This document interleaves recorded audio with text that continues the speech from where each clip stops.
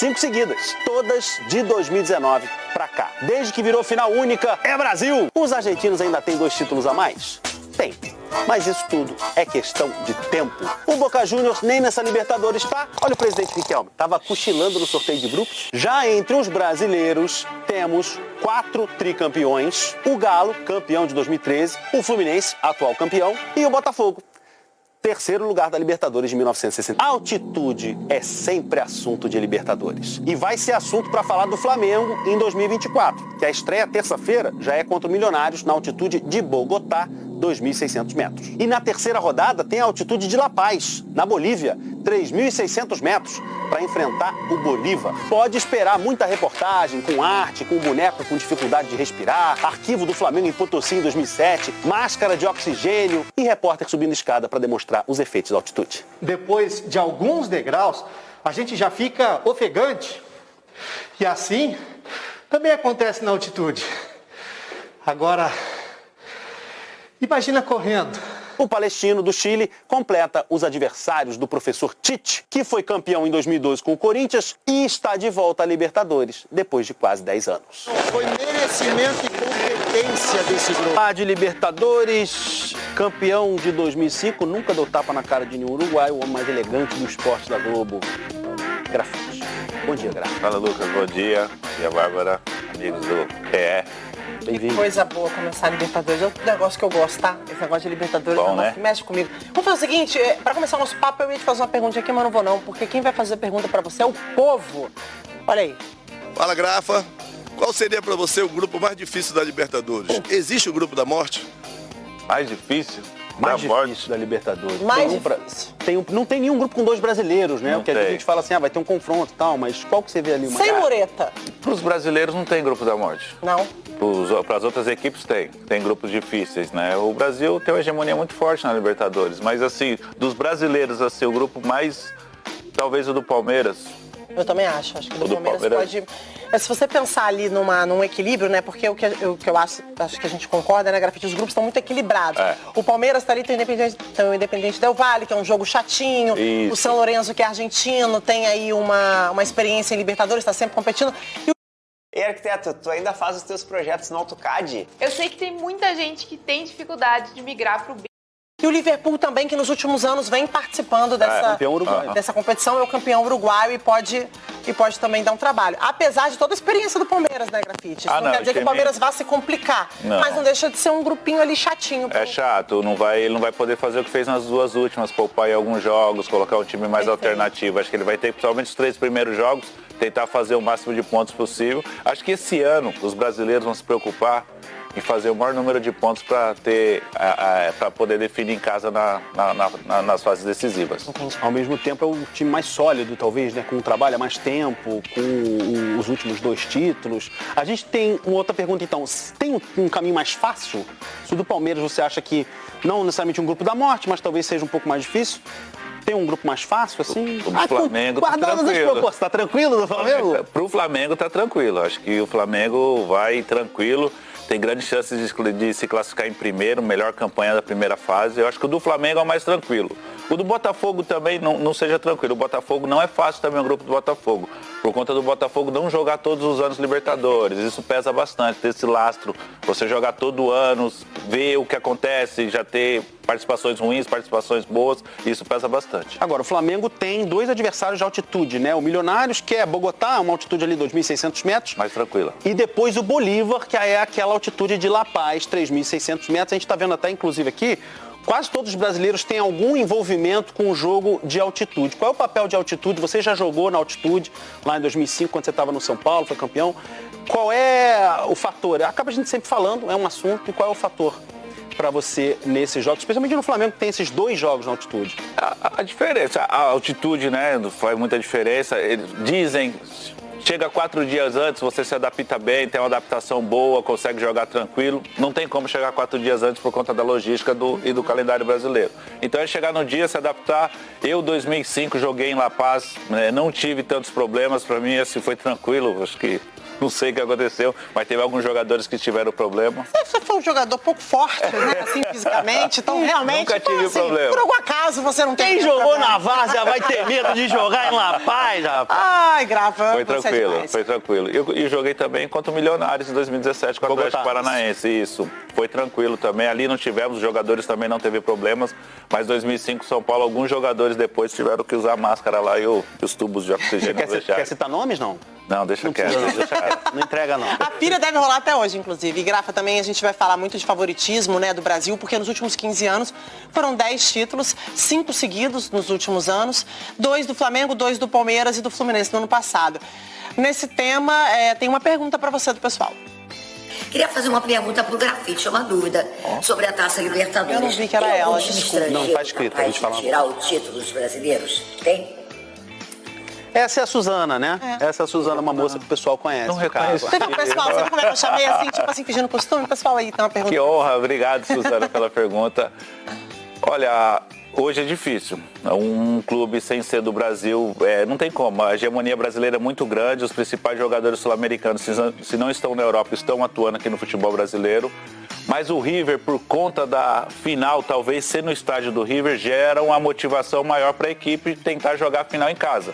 Ou seja, mas hoje, pelo que vem jogando o River, o Boca não está classificado para Libertadores, mas o River talvez possa fazer frente, mas é bem difícil. A gente tem mais uma pergunta pro Grafite. É isso? Roda aí. Qual o jogador que vai fazer mais diferença na Libertadores desse ano, amigo? Um abraço. Aí o torcedor do Flamengo ia pegar o metrô ali antes, parou para falar com a gente. A gente tem alguns destaques aqui que a gente separou. Isso.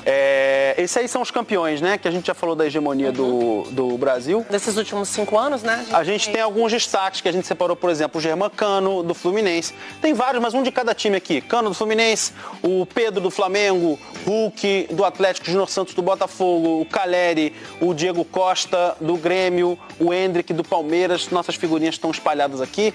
O que você destaca que pode fazer mais diferença, Grafa? Olha, sempre aparece um jogador que faz a diferença, mas um jogador surpresa que não está nessa lista normalmente que a gente faz da pré-Libertadores. Lógico, o Cano, por ter sido o rei da América ano passado, volta super motivado. John Kennedy é uma competição que ele gosta bastante, mas tivemos várias, acho que Rafael Veiga é um jogador muito decisivo também para o Palmeiras. Eu acho que sempre aparece um jogador que se destaca que não está nessa lista aí, mas eu confio muito no Hulk também, que é um jogador importante. Júnior Santos já é o artilheiro da Libertadores, então tem alguns protagonistas aí que podem se destacar. Destacamos um de cada esses times, assim, né? Eu penso muito no quanto tem o coletivo de algumas equipes que acabam fazendo a diferença, o grupo pelo equilíbrio. Por exemplo, no Flamengo, eu não sei hoje se a gente olha para esse time e vê o protagonismo do Pedro ou do Arrascaeta. Eu não sei quem faz mais falta quando tá fora do time, sabe? O De La Cruz chegando. Então é muito difícil a gente pegar um nome para um esporte que se transformou cada vez mais num jogo coletivo em que todo mundo realmente faz muita diferença. Mas eu fico olhando para esses personagens assim, eu fico muito curiosa para saber quem vai ser o cara da América, porque o Brasil tem muito potencial para ter um jogador como grande destaque dessa competição. Cara, o treinador que já tem experiência é importante, principalmente nos momentos decisivos, nos momentos de pressão, de irregularidade da equipe. Acho que o Renato Gaúcho pesa bastante o fato de ele ter jogado e ter sido campeão. Mas íamos ter o Filipão nessa lista, né? Mas ele foi demitido a semana passada. Mas o treinador que já disputou a Libertadores tem um peso importante, porque é uma competição diferente, onde é totalmente diferente do que a gente tem no futebol brasileiro. A arbitragem, o ambiente, o torcedor é diferente e faz toda a diferença um treinador com experiência. Então, o outro lado dessa pergunta é os outros 3 treinadores, né? A gente mostrou 4 que são campeões, já foram campeões da Libertadores. A gente tem, pelo outro lado, o Carpini, que está na primeira temporada pelo São Paulo, um técnico jovem. O Milito, que é argentino, mas nunca ganhou Libertadores. E assumiu o Atlético Mineiro agora, está começando um trabalho. E o português, o Arthur Jorge, que vai chegar para começar o trabalho no Botafogo. Especialmente nesses dois, Atlético e Botafogo. Qual o peso que você acha que pode ter o estrangeiro chegar e começar o trabalho numa primeira fase de Libertadores, que é pressão? O Botafogo tem 2 jogos em casa desses 3 primeiros e um na altitude. A tendência é que tenha dificuldade, né, Lucas? Porque tem o fator de ser um treinador estrangeiro, de não conhecer a logística do futebol brasileiro. Quando a gente fala de Libertadores, a gente precisa incluir o Campeonato Brasileiro e a Copa do Brasil, porque é o quarto e domingo. É diferente a logística. Ele não vai conseguir treinar, não vai conseguir poupar, tem que se ir nas 2 ou nas 3 competições. Eu acho que isso pesa bastante. O fato do estrangeiro disputar a Libertadores pela primeira vez, tem que ter todo um suporte, uma equipe técnica que já jogou a Libertadores ali ao lado dele para auxiliá-lo, porque senão é bem complicado. Grafite, muito obrigado pela sua presença. Para fechar, quem vai ganhar a Libertadores? Obrigado. Não vou te colocar nessa roubada. Obrigado por estar aqui com a gente, tá? Valeu, tamo junto. Obrigado. Feliz Páscoa. Obrigado pra gente. Obrigado. Feliz Páscoa. Quer pedir alguma coisa com ele, tá aí. Feliz Páscoa a todas, tá aí? Tá aí, com ele tá aí. Ó, e a gente agradece. de Páscoa, comprei pra ninguém esse ano. E a gente agradece também quem gravou as perguntas, inclusive Dira Paz e Suzana Vieira. Queridos, obrigado. Vamos agora para os campeonatos estaduais. Tem muita final rolando pelo Brasil. Começando com o Carioca. No primeiro jogo da decisão, Flamengo 3, Nova Iguaçu 0. O melhor ataque contra o terceiro melhor ataque se enfrentaram hoje. Com opções ofensivas, com 2 equipes que gostam de bola, gostam do jogo. Mas o Flamengo com a melhor campanha da competição. A melhor defesa. Uma sequência impressionante de 11 jogos sem levar gol. O Nova Iguaçu havia eliminado o Vasco nas semifinais. A surpresa que desbancou os 3 outros grandes do Rio. Os 2 melhores clubes do campeonato se encontravam para o primeiro jogo da final. Um desafio de dimensões históricas para o time da Baixada Fluminense. Há 58 anos o Carioca não tem um campeão que não seja Flamengo, Fluminense, Vasco ou Botafogo. O último time de fora do grupo dos grandes a vencer a competição foi o Bangu em 1966. Agora, o Nova Iguaçu é o pequeno que tem a oportunidade de quebrar essa escrita. Com jogadores com histórias curiosas. Por exemplo, o goleiro do time, o Fabrício, de 38 anos, viralizou na internet, no metrô, voltando do Maracanã depois da partida que classificou o Nova Iguaçu para a final do campeonato. No ano passado, depois de fugir da Guerra Civil no Sudão, onde jogava por um clube do país, o zagueiro Sérgio Rafael pensou em pendurar as chuteiras e investir na carreira de modelo fotográfico. E tem o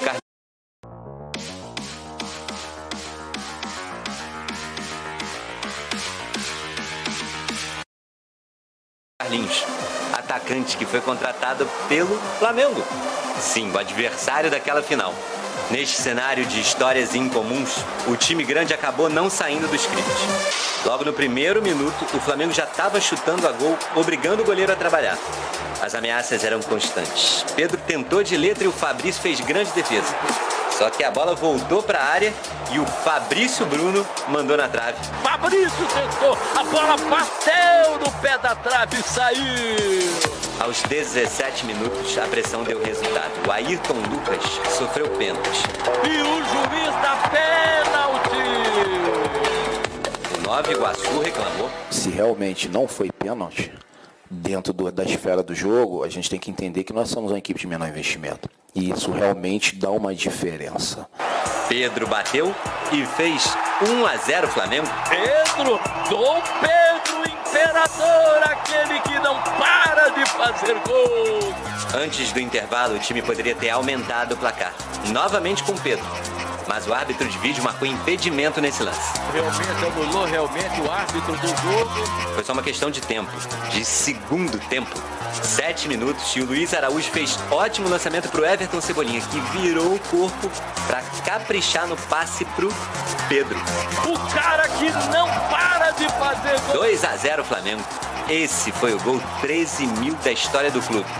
E o 11º do Pedro no Carioca, o artilheiro da competição. Fico feliz, né, por mais um momento bom aqui no Flamengo.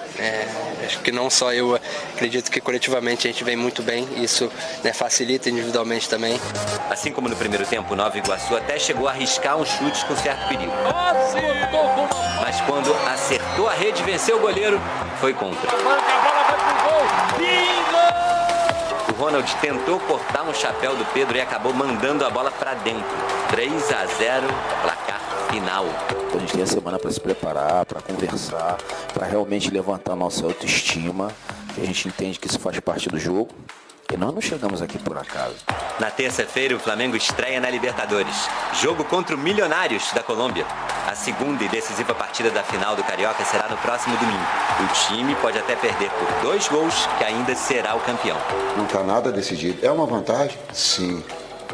Considerável? Sim. Mas nós temos consciência. Daqui a pouco a gente vai falar sobre a punição ao Gabigol, que está suspenso até abril do ano que vem por tentativa de fraude no exame antidoping. Mas agora vamos só destacar um pouco mais desse jogo, Bárbara. Para mim, um amasso. Ficou barato no Nova Iguaçu. Para mim, esse campeonato já acabou. Ninguém vai falar, o Tite não vai falar, mas eu vou falar. Para mim, esse campeonato já acabou. E o Pedro vai para Libertadores e Brasileirão num momento muito bom, né? Muito, porque ano passado a gente questionava qual era o lugar do Pedro nesse time, né? Ele seria um jogador que atuaria na vaga do Gabigol quando ele não pudesse jogar, o Pedro jogaria com o Gabriel, sempre naquele lugar de segundo, de coadjuvante, apesar de muitas vezes ser decisivo. Esse ano ele mostra que é o dono da posição.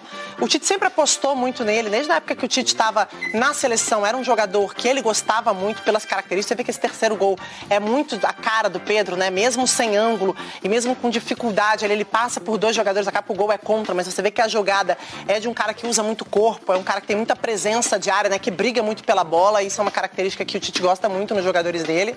E o Pedro quer voltar para a seleção, então assim, acho que ele trabalhou para isso, hoje é o dono dessa posição e tem sobrado no Flamengo. E vamos só destacar aí, né, 1 gol em 14 jogos. O Flamengo sofreu, o que esse time tá fazendo nesse início de ano é bem impressionante.